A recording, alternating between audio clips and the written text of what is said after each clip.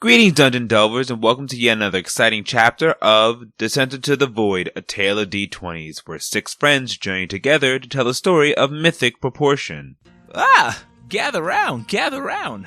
Let me tell you a tale of life and death, of joy and sorrow, a tale of D20s.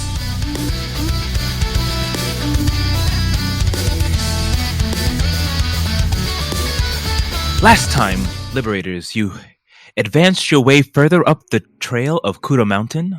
Walking into a strange mystical cave, you were all separated into your own rooms, facing a trial, where you were all, most of you, able to obtain your vagaries. Entering the summit, you were greeted by a large obsidian phoenix creature, and then a battle ensued. You defeated this bird, and it turned into ashes, but then quickly reformed itself, and beckoned you to hop onto its back and wings. You obliged and then jumped off of the mountain. It flew you down to the lower half of the sky of Shivrin and delivered you, of course passing through Frostmoor to everyone's excitement and awe, to the courtyard of the Great Temple of Nyx. Exhausted, you all met up with Ren, discussed your ordeal, picked up your magical items and other things from the Frostmoor shops, and ate a delicious dinner that was prepared by Ren and Monako, who had their own little scene discussing some private things. Now together again in the communal bedroom and huddled around a large table, Ren and Kai discuss the plans with you for the Northrill in the morning. The smell of sweet stew is still floating in the air, but there are stern looks on everyone's faces. Kai turns to you and then begins to explain the rules of the Northrill. For the sake of fluidity, the players have already received the full explanation of the Northrill. For our listeners, the Northrill is a battle between two teams. On each side of a large map, there is a shadow stone, one black, one white. Each team must corrupt the other team's shadow stone using an item called a shadow spear or soul spear and their vitality to power it. The map has multiple paths which are labeled for the players by letters and numbers. Exclamation points on the map represent towers called soul spires. These spires, once activated, allow combatants to teleport themselves to other active spires under their control, using their vitality and the shadow spears to do so. There are also encampments of monsters that will provide a boon once defeated. Think of it as a multiplayer online battle arena type game, or MOBA. Flying above 30 feet is not allowed, but death is a possibility, though not encouraged. It is typically played with 7 members, but our heroes are down 1. So, once again, Liberators, it is getting quite late at night. Things around you have gone silent. As Kai finishes explaining the nuances of the Northrill, Ren agreeing with him as well. So guys, what do you think we should do? We're short one person, and we can't just leave the base open. Well, maybe we can find someone. I think that should be a top goal. Going in a man down is going to be quite a detriment. I think we could probably overcome, but it won't make it any easier without a 7th. I agree, but I don't know if we can find anyone in short time. Might just have to deal. Why is I don't know. I'm sorry. I'm just still sour on the fact that he's a despot, a ruler that comes from the mountains to take over the kingdom that's been created. He's been shunned and shouldn't even be allowed to play, yet he's allowed to have a full team, and we're not because of these rules. Ren, you should be allowed to join us. This is bullshit. King gets all flustered and upset. Roll a persuasion check at advantage. Alright, 21. Ren looks at you very intently for a second after you finish your words. She squints her eyes and says, Kai, everyone, don't worry. I continue thinking of a plan. I have an idea. She sighs and kind of walks out of the room. Usually she's boisterous as she steps out, but now she's actually pretty quiet, closing the door back. There might be another option. Oh? What do you suggest, Doran? Perhaps instead of trying to bolster our numbers, we can strike at some of their numbers preemptively. Duran! I know it is not the most honorable way to fight, but since I have been considering the enemies we're up against, we might need to take a more direct approach to victory. King frowns. I don't know about that one, Doran. They have large numbers. While that is a good idea, Duran, I don't think it would be the appropriate one in this scenario. I mean, I'm pretty sure there are certain rules to this, and if we do something like that, it may hurt us in the long run. I do not understand. In this Northrill, you call it, you're allowed to slay the people you're competing against, correct? Kai looks up to you and says, "Yeah, but that's during the Northrill. I don't want to stoop down to his level." I can think of no rule worth more than a life. Well, the point of the Northrill is to pit your forces against theirs. And anyway, we don't even know where they are. Hiei has a great number of soldiers. If we took one, they would just be replaced. That's sort of what I was thinking too. So what do you think we should do? Do you think that it's best to go in groups? I kind of think that I should go towards the middle, and I'll point towards the map, and I point towards number 2, and I say, I think I should go towards this route, so that way I can pivot left, and I'll point to A, or right, and then I'll point to B, and say, depending on what we need as a group. If I know Hiei, he'll be standing at the base on defense. Right.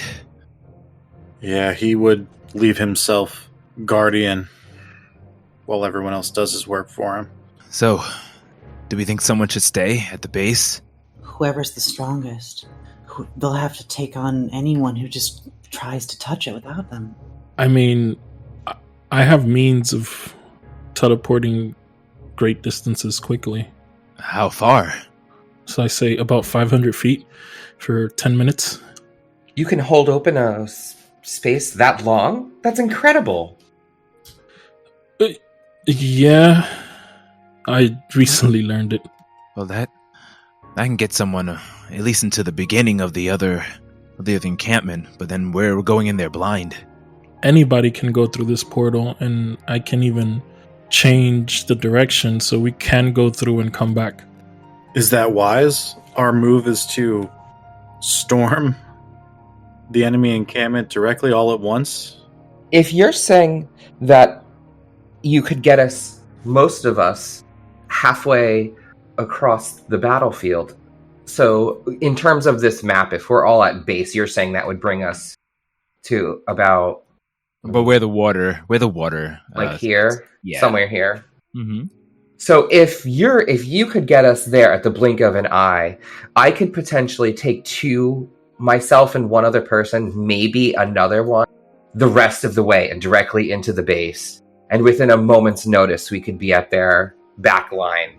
With this spell, I can get everyone to that point. You just have to go through it. I know. I don't have that ability, though. I could potentially, after you get us there, I could then take like a strike team the rest of the way into the base, and then you guys can forge forward, trudge through and come and be backup, or whomever. That would leave us so vulnerable.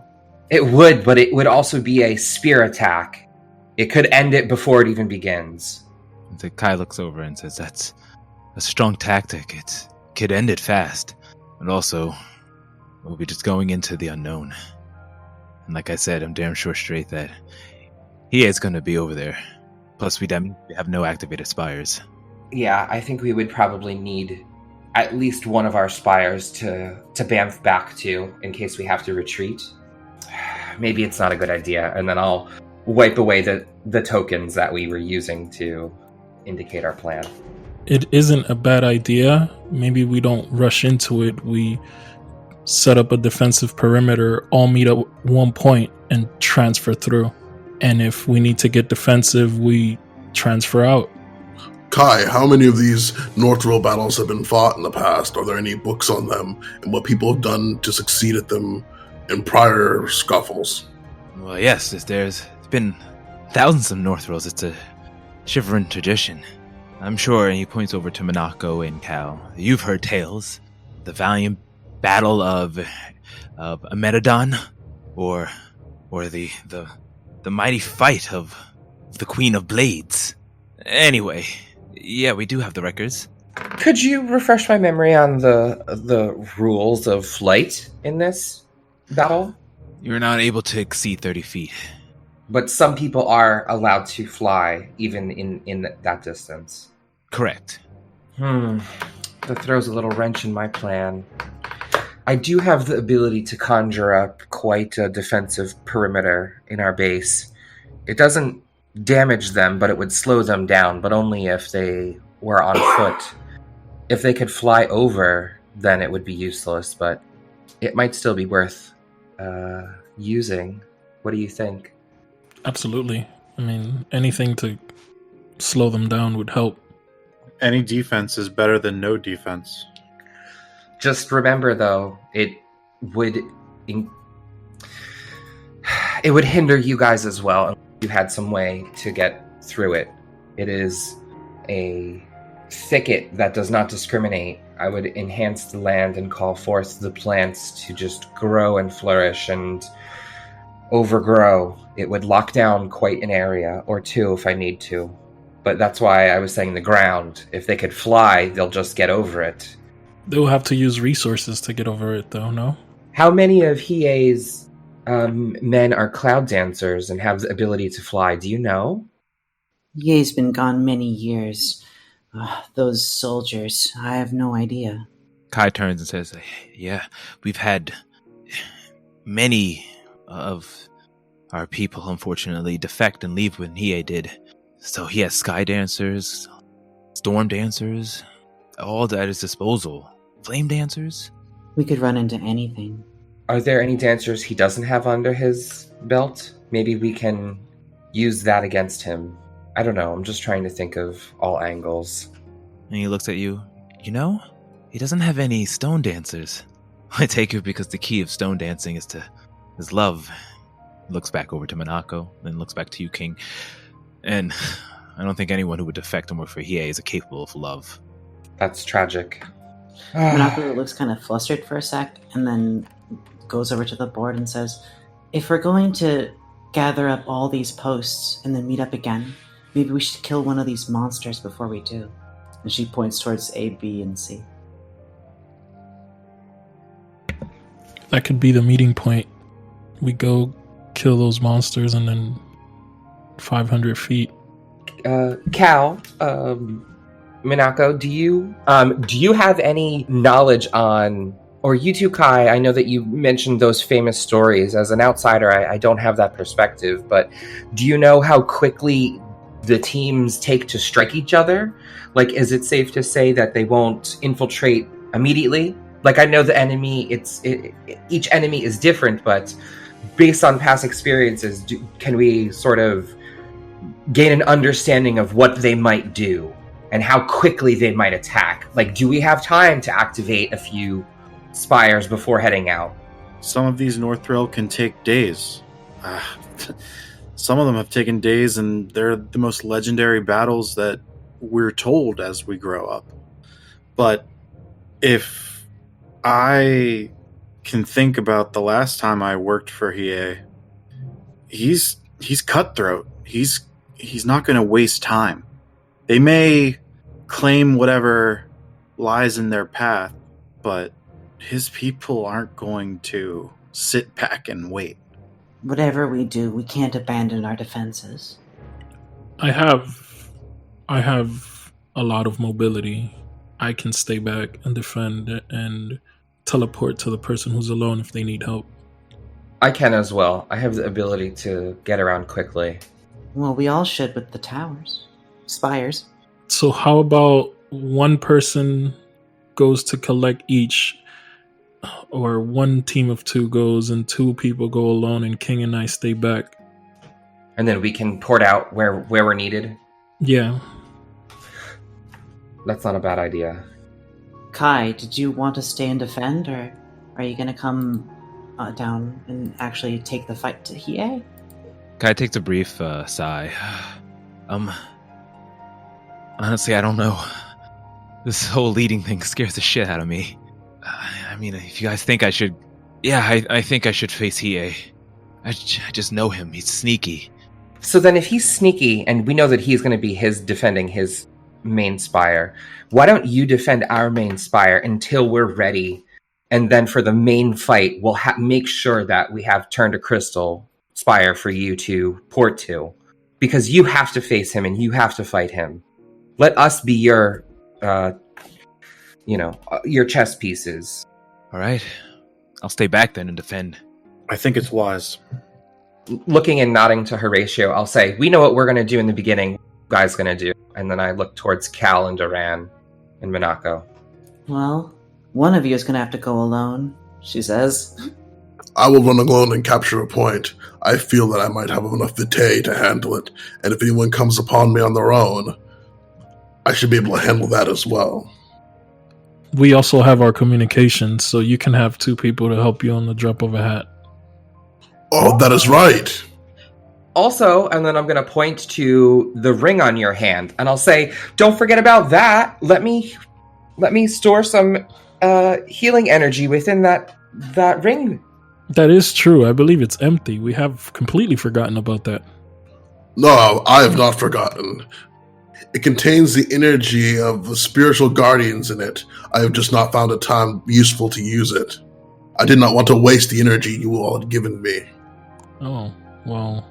Don't worry. That energy is infinite and overflowing, as the goddess Mylaki's love is for me.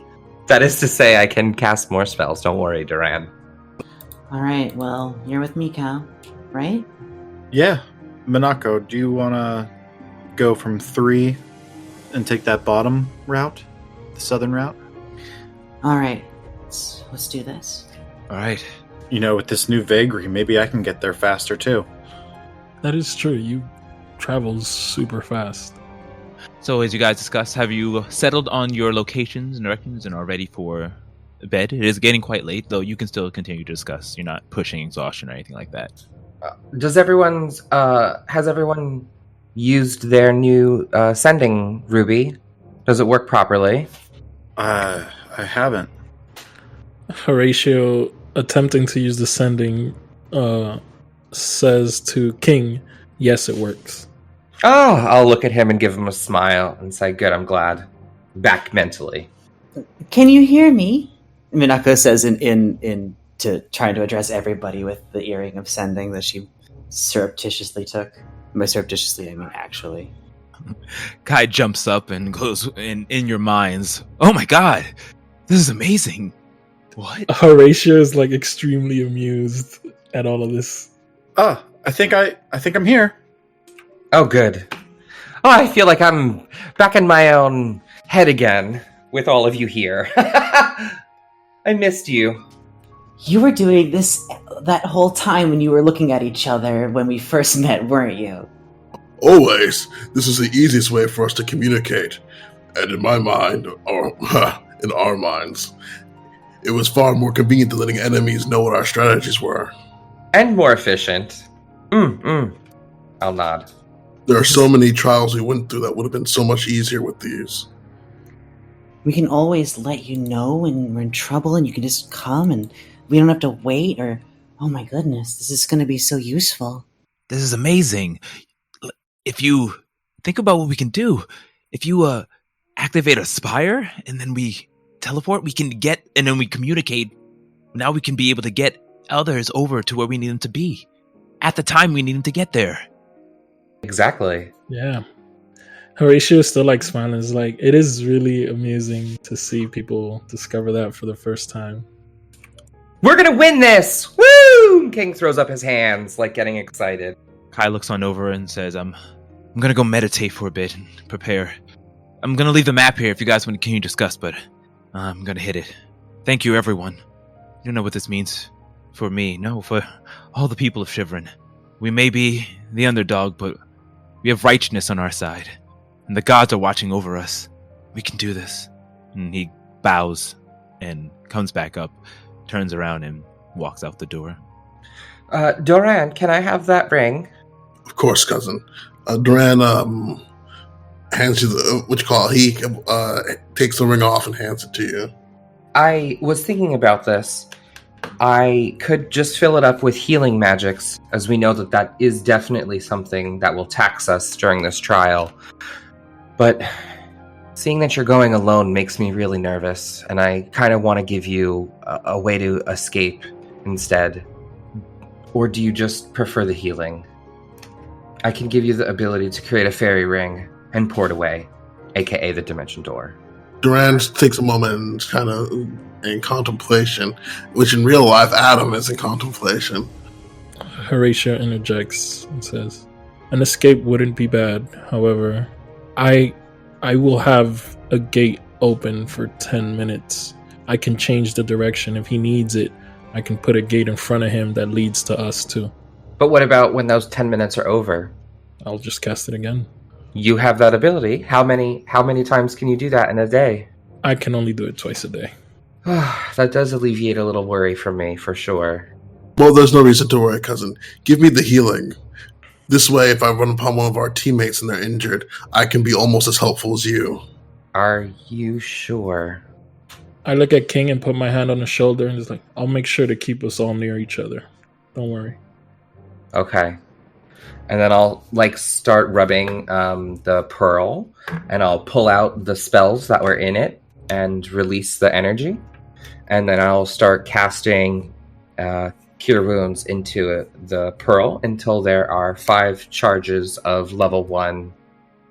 Actually, I can't do that. I ran out of level 1 spell slots before. So there'll be a level 2 and a level 3 spell slot of Cure Wounds in there. All right, so are there anything else you wish to discuss before bedtime?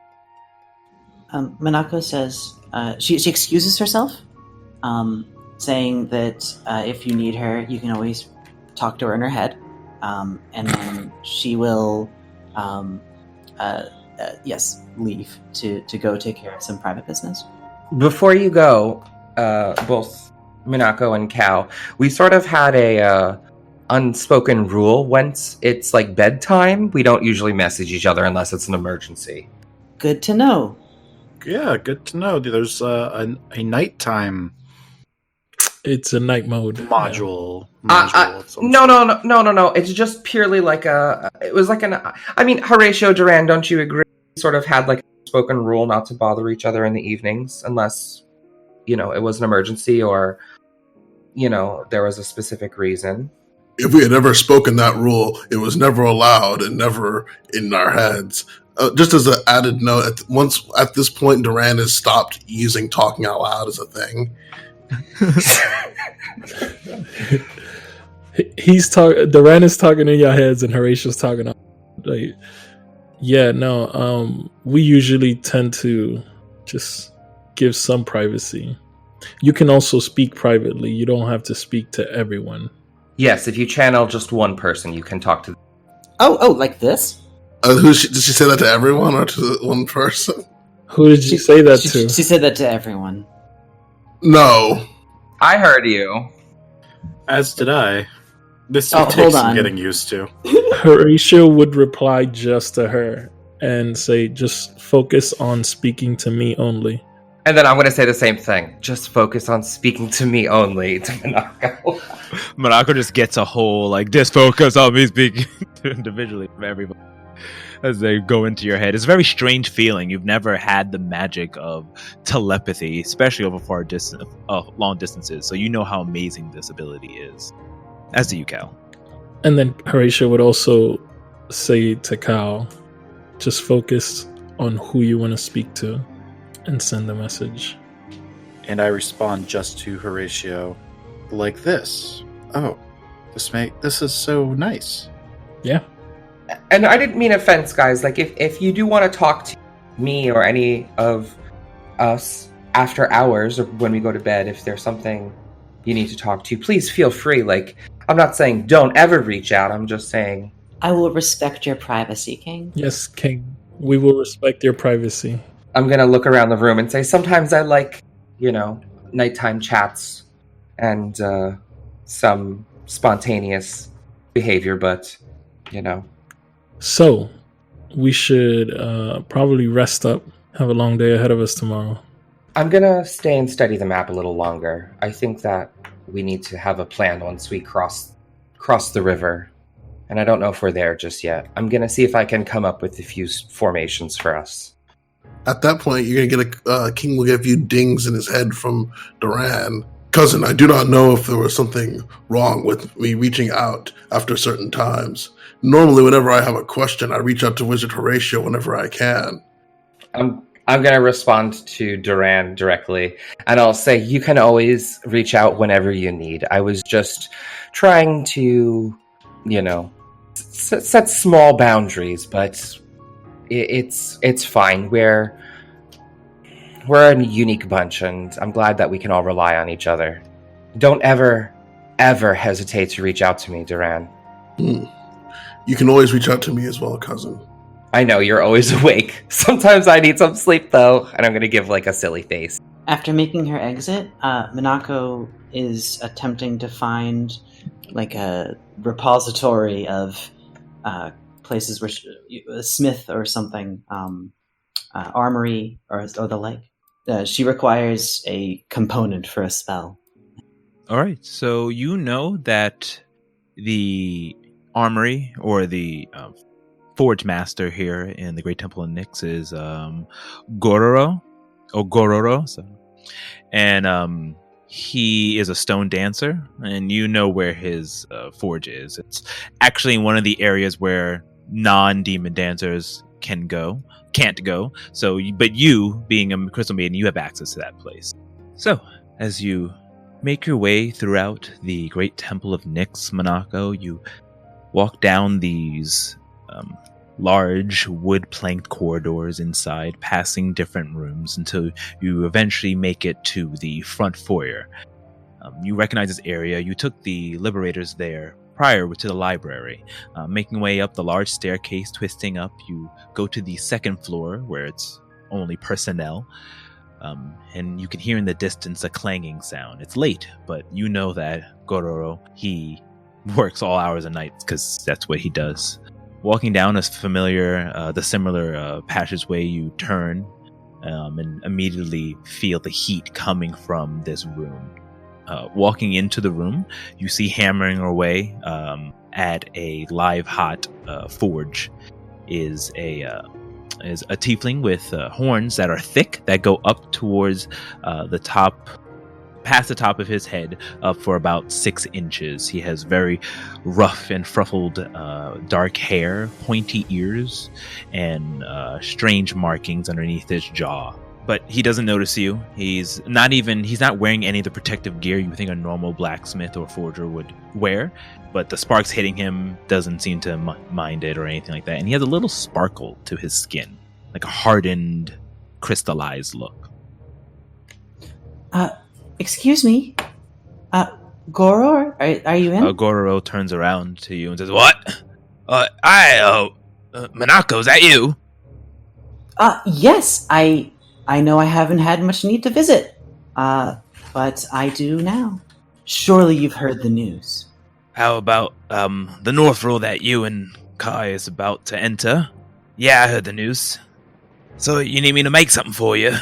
Is that possible? Would you be able to get something, a small thing, silver, not very difficult to make, a little cage, perhaps fit in my hand?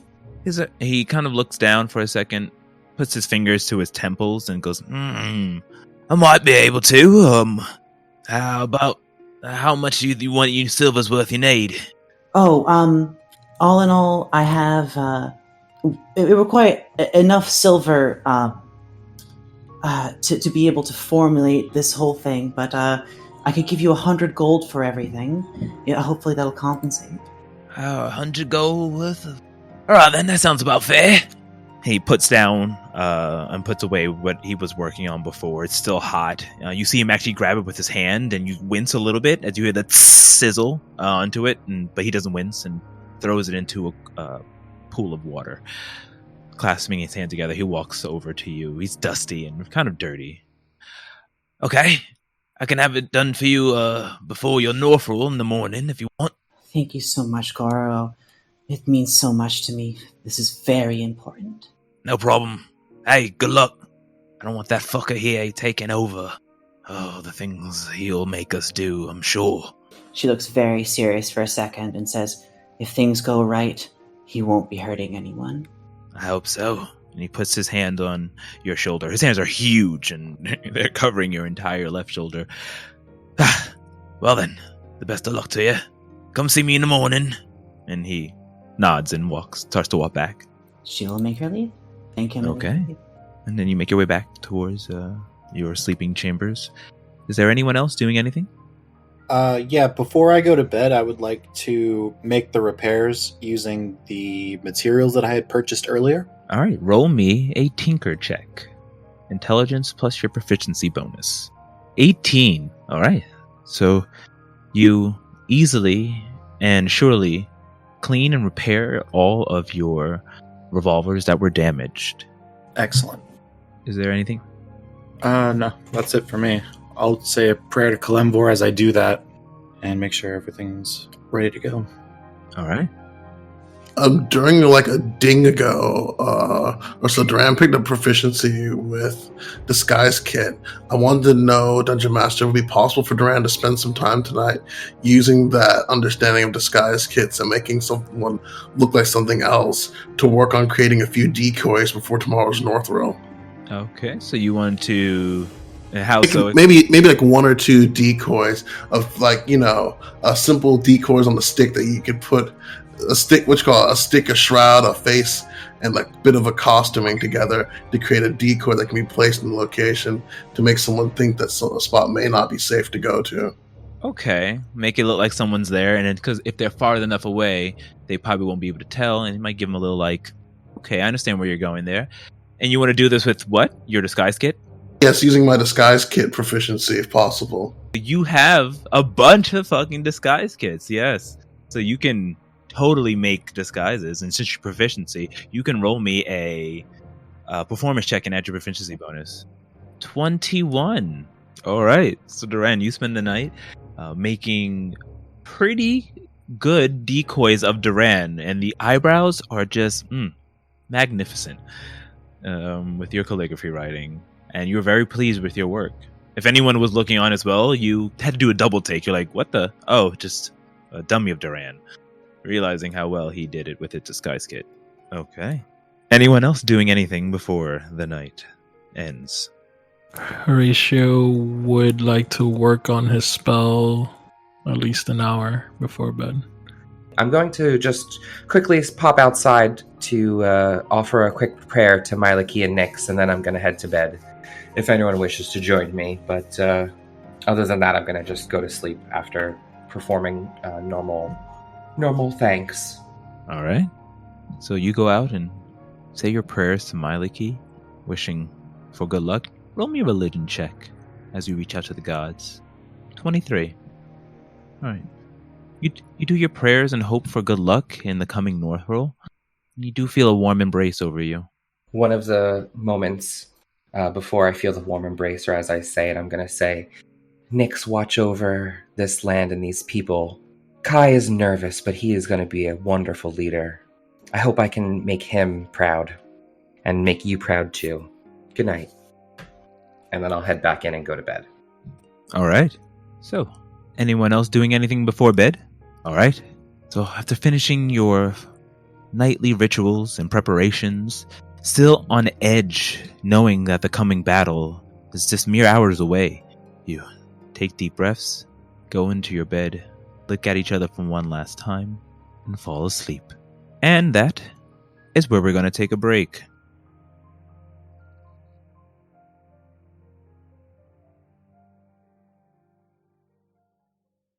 Hey there, Dungeon Delvers. Thank you for listening. I would like to take this time to thank all of the wonderful people who helped bring Descent into the Void, a tale of D20s to life.